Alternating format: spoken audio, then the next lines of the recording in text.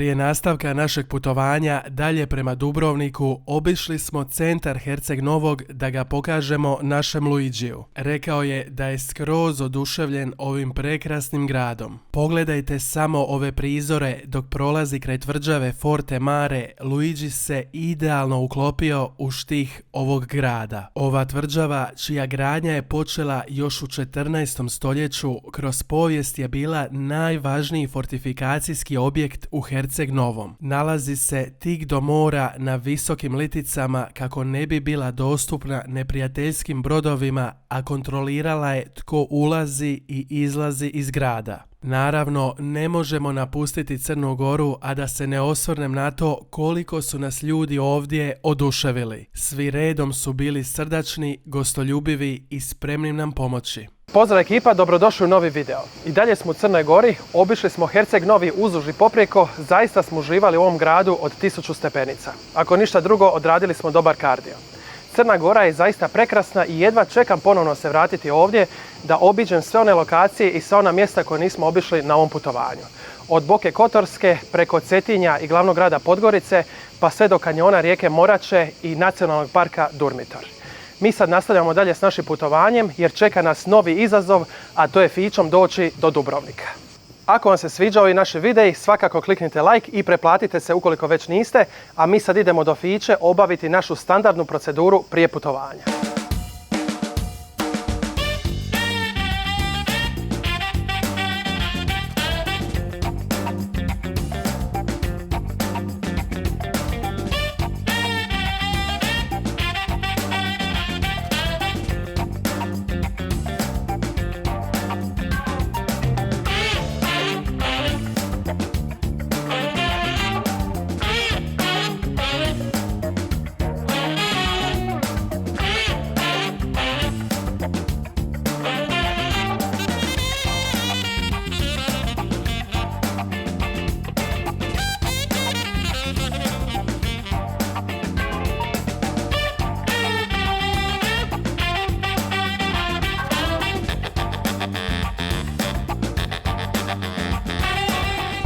Već ću inače ovo biti ekstremno naporni kilometri u Fići, znači nenormalno se znojim jer smo ovdje u kolonama neprestanim i vozimo se svega 20 km na sat, tako da svježi zrak ne ulazi u kabinu.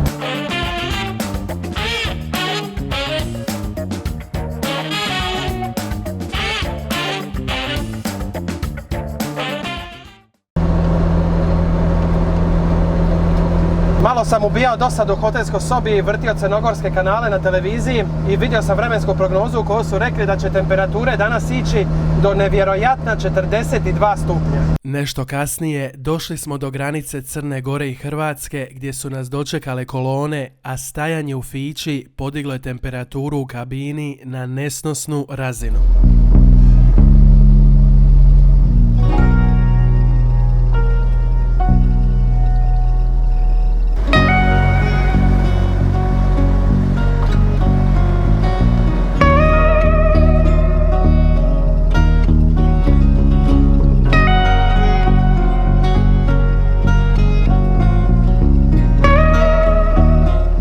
Evo, kao što ste vidjeli, došla jedna strankinja, očito je vidjela u kakvoj sam patnji i poklonila mi ovu bocu hladne vode. Svaka joj čast, mogu vam reći da će mi dobro doći. Prije par dana u Mostaru imao sam termometar i izmjerio sam temperaturu u Fići od nevjerojatnih 57 stupnjeva.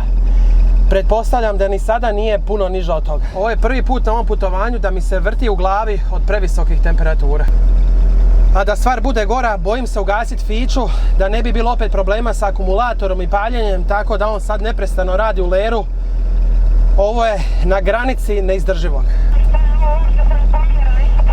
Prešli smo prvu granicu, nakon čega nas je dočekala tolika kolona automobila iz suprotnog smjera koji su iz Hrvatske išli u Crnu Goru da mi je loše došlo od same pomisli šta bi bilo sa mnom i Luigijem da smo išli u suprotnom smjeru i našli se u toj koloni. Malo kasnije, pred drugom granicom, našli smo se i mi u jednoj koloni. Doduše neusporedivo manjoj, ali automobili su zbog rigoroznih kontrola sporo prolazili dalje.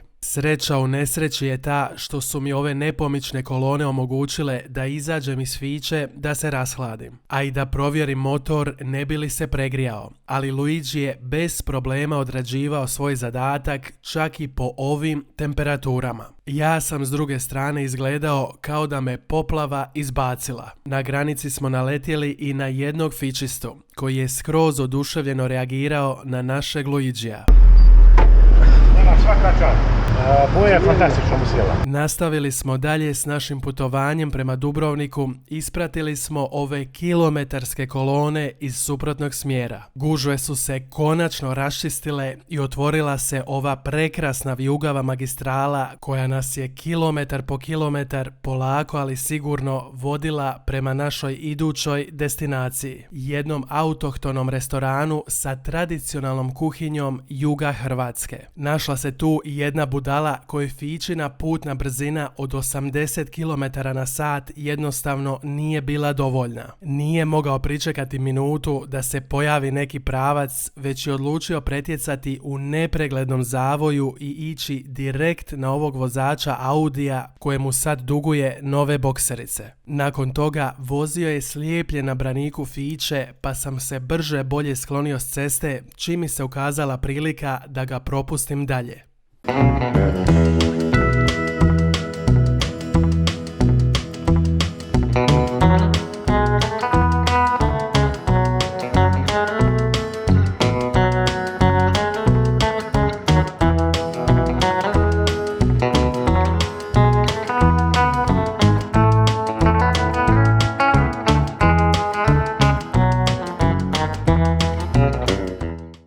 I evo nas, prešli smo granicu i kako su dobro pregledali naše Fiću, ali ne zato što smo bili sumnjivi, već zato što je jedan od policajaca na granici fičista i htio je vidjeti i unutrašnjost i motor našeg Luigija. Sada smo ovdje ispred restorana Konavoski dvori i idemo na zaslužen odmor.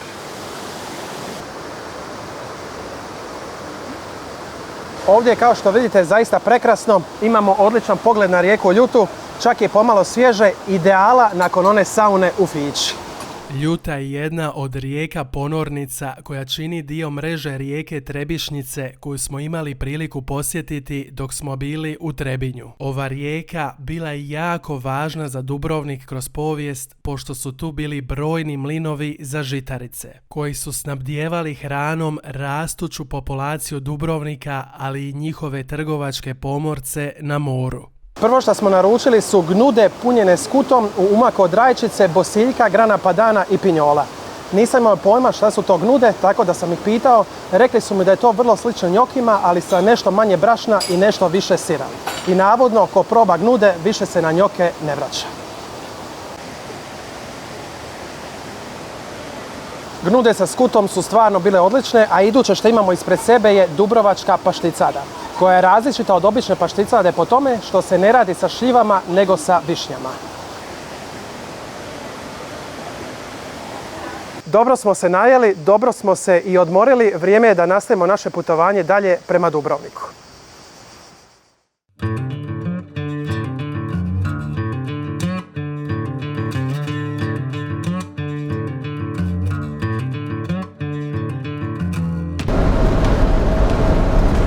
Imamo još jedno sat vremena vožnje do Dubrovnika, točnije sat vremena finske saune, jer vani je trenutno 39 stupnjeva, a u Fići je sigurno preko 50.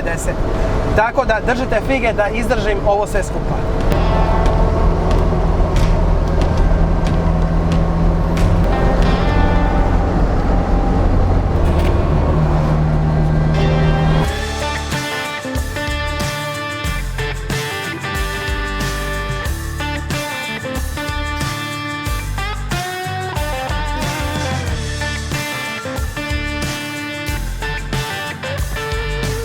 Pogled odavde na Dubrovnik je zaista prekrasan, ali majko mila moja šta je vruće.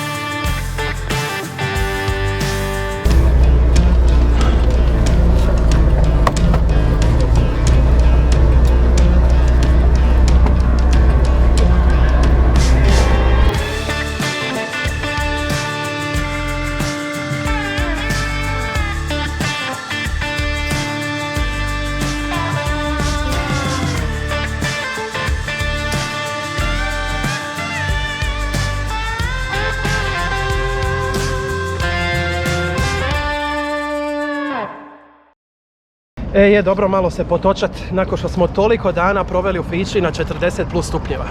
I meni očito mozak ne funkcionira baš najbolje jer mi uopće nije palo na pamet da smontiram onu bambusovu grančicu na račun koje je Fićo trebao dobiti dodatno hlađenje.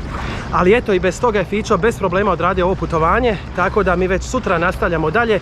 Pretplatite se ukoliko već niste, a ja odoh malo putat.